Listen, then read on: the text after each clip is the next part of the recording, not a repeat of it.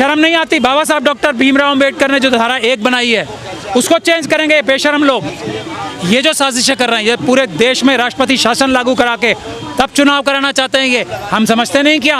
हम अम्बेडकरवादी हैं, हम इनकी हर चाल समझते हैं और हर चाल हम इनकी नेस्तो नाबूद करेंगे। कोई चाल नहीं चलने दी जाएगी, देश को नहीं तोड़ने दिया जाएगा, संविधान को नहीं बदलने दिया जाएगा। ये इतने बड़े धोखेबाज बेईमान है, बाबा साहब को धोखा दे रहे हैं, ये बाबा साहब के खिलाफ जाके काम कर रहे हैं। इनकी किसी की इतनी हैसियत है जो अंबेडकर साहब डॉक्टर भीमराव अंबेडकर के खिलाफ जाके उनके ऊपर सोच रख के भारत के संविधान को चेंज करे, वो भी धारा 1 को। आप पता है धारा 1 चेंज क्यों करना चाहते हैं?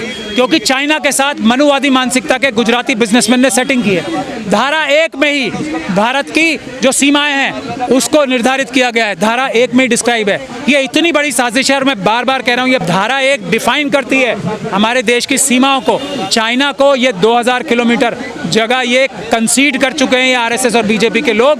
हमारी सेना बेकरार है वो जगह वापस लेने के लिए। ये नरेंद्र मोदी जी की सरकार हमारी सेना के आगे रोड़े क्रिएट कर रही है ताकि वो 2000 किलोमीटर ना ले सकें। इसीलिए धारा 1 से छेड़छाड़ कर रहे हैं। ये करप्ट हैं, ये बेईमान हैं। ये लोग जो धारा 1 को चेंज करना चाहते हैं वो देशद्रोही हैं। मुझे कहने की कोई शक और शुबे की गुंजाइश नहीं है, क्योंकि बाबा साहब डॉक्टर भीमराव अंबेडकर से ज़्यादा अकल इनमें से किसी को ना है ना हो सकती है। जब धोखाधड़ी इनके खुद के वकील राम जेठमलानी जी इनको बोलते हैं चीटर हैं, दोनों को, अमित शाह को और मोदी को, तो चीटरों से तो कुछ भी उम्मीद कर सकते हो। ये तो देश के साथ चीटिंग कर रहे हैं। जिस संविधान की शपथ लेके ये लोग प्रधानमंत्री, एमपी और ये सब बनते हैं, उस संविधान के साथ धोखा कर रहे हैं। वो शपथ को चेंज कर रहे हैं, धारा 1 बदलना चाहते हैं, संविधान का आर्टिकल 1 बदलना चाहते हैं। ये संविधान में जिस तरीके से इलेक्शन करने का तरीका है वो बदलना चाहते हैं। ये पैसा खर्च होता है, ये सारा पैसा देश का लूट के अडानी जी को देने वाले, अंबानी जी और ऐसे अपने दूसरे धन्ना सेठों को देने वाले, ये देश में पैसे की फिक्र कर रहे हैं। आज अमित शाह साहब, मुझे ये बताइए, होम मिनिस्ट्री और कॉर्पोरेशन मिनिस्ट्री में क्या आपस में तारतम्य है? माल कमाने के लिए कॉर्पोरेशन मिनिस्ट्री अपने पास ले रखी है। क्या मतलब है? अब जो ये डिमोनेटाइजेशन हुई है, क्यों हुई है डिमोनेटाइजेशन ये 2000 रुपये वाली? अभी ये लोगों को समझ में नहीं आ रहा, हमें समझ में आता है।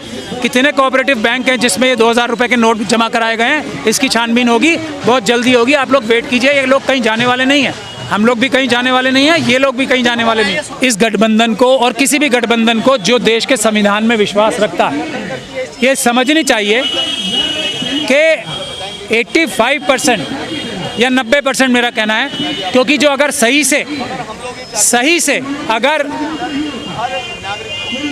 जो सेंसस किया जाएगा तो 88% देश के लोग SC, ST, OBC और माइनॉरिटीज़ के होंगे।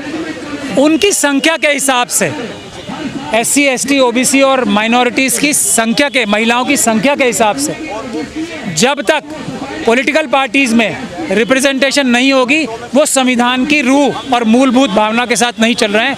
वो भी कहीं ना कहीं धोखा दे रहे हैं, वो भी कहीं ना कहीं संविधान के साथ कॉम्प्रोमाइज़ कर रहे हैं। तो ये इन्हें समझना चाहिए। अगर ये आज बीजेपी और आरएसएस क्यों इतनी मजबूत है?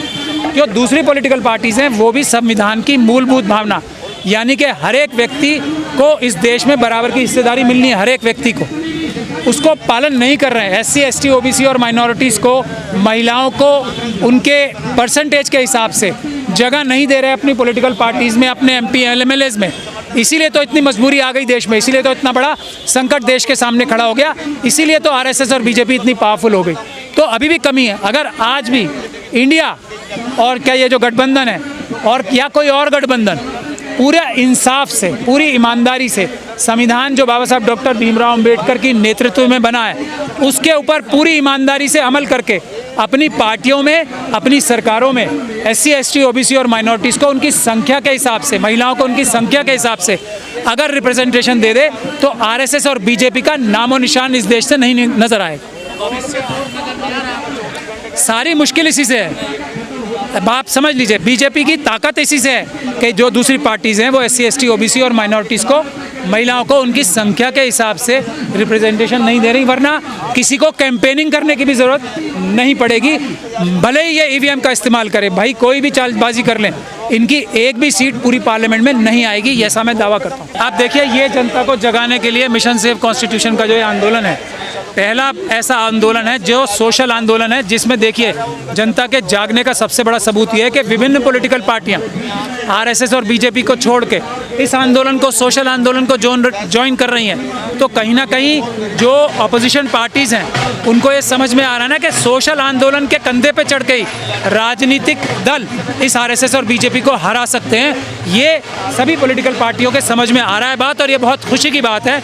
हम लोग लड़ाई लड़ेंगे असली, हम लोगों का कोई ऐसा मकसद नहीं है कि इसे हटा के उसे बनाना है, हमें देश के दुश्मनों को हटा के ऐसे लोगों को बनाना है, या कोई भी बन जाए जो देश का दुश्मन ना हो, जो गद्दार ना हो, जो आरएसएस और बीजेपी से कनेक्शन ना रखता हो, क्योंकि ये लोग संविधान खत्म करना चाहते हैं मनुस्मृति लागू करने के लिए। कोर्ट में अगर न्याय मिलने की उम्मीद है तो वो इसलिए कम हो जाती है कि कोर्ट में टाइम इतना लगता है। आप खुद ही कह रहे हैं 3 साल से चल रहा है, 3 साल हो गए ना आज।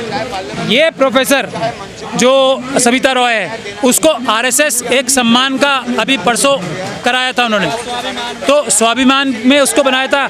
ये ऐसी एक टीचर है जो आज टीचर दिवस पे हमें ये देखना चाहिए कि ऐसे टीचर नहीं होने चाहिए।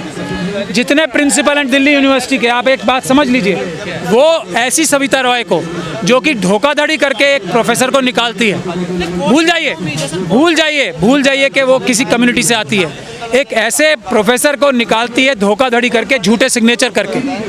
तो उसको बचाने के लिए या उसको अपना नेता मानने के लिए सारे दिल्ली यूनिवर्सिटी के प्रिंसिपल्स ने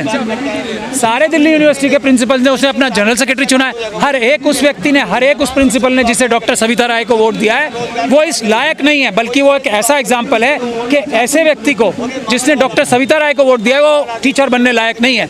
ये टेस्ट होना चाहिए। इसीलिए मैं कोर्ट की बात है, कोर्ट से देखिए न्याय मिलेगा। डॉक्टर सविता रॉय रजिस्ट्रार हुए और हो सकता है वाइस चांसलर भी जेल जाएं, लेकिन वो इतने समय बाद जाते हैं कि न्याय कहीं धुंधला पड़ जाता है। ये प्रिंसिपल के अलावा चेयरमैन जो हैं दौलत राम कॉलेज के, वो भी जेल जाएंगे, इसमें कोई शक और शुबे की गुंजाइश नहीं है। इतने सबूत आ चुके हैं। दिल्ली पुलिस जो भ्रष्ट अधिकारी थे, जिन्हें हमने कोर्ट से चेंज भी कराया, उन्होंने भी मजबूरी में इतने सबूत रख दिए कि इनको लंबी लंबी जेलों की सज़ा होनी है। लेकिन हमारे पास जो अभी और सबूत हैं, जब हम वो लाएंगे कोर्ट के सामने, तो ये रजिस्ट्रार भी अरेस्ट होंगे, ये चेयरमैन दिल्ली यूनिवर्सिटी के जो दौलत राम कॉलेज के, वो भी अरेस्ट होंगे। वो 6-7 जो प्रोफेसर्स हैं जिन्होंने साजिश करके मीटिंग करी बाद में और चेंज की सारी, जो डॉक्टर रितु को निकाला एक साजिश करके, वो सब लोग जेल जाएंगे। इनकी साजिशें किस तरह की होती हैं लोग सोच ही ना पाए कि ये कर सकते हैं। ये प्रेसिडेंट रूल लगाना चाहते हैं देश के हर एक राज्य में, ये बोला किसी ने अब तक। ये है इनकी साजिश, जो या तो किसी की समझ में नहीं आ रही है या कोई बोलने की हिम्मत नहीं कर रहा है। ये कोई 5 राज्यों में प्रेसिडेंट रूल नहीं लगाने वाले, ये देश के हर एक राज्य में प्रेसिडेंट रूल लगा के तब एक साथ चुनाव कराना चाह रहे हैं। इसीलिए इनको हटाना देश से, देश बचाने के लिए सबसे ज़्यादा ज़रूरी है। आज ये भारत का संविधान की जो पहली धारा है, उसको साजिश करके बदलना चाह रहे हैं, इंडिया का नाम हटाना चाह रहे हैं, जो बाबा साहब डॉक्टर भीमराव अम्बेडकर ने ठीक रखा। मैं ये पूछना चाहता हूँ इनके सारे लोगों के पास, इनके सारे विद्वानों के पास, क्या बाबा साहब डॉक्टर भीमराव अम्बेडकर से ज़्यादा बुद्धि है? शर्म नहीं आती इन्हें?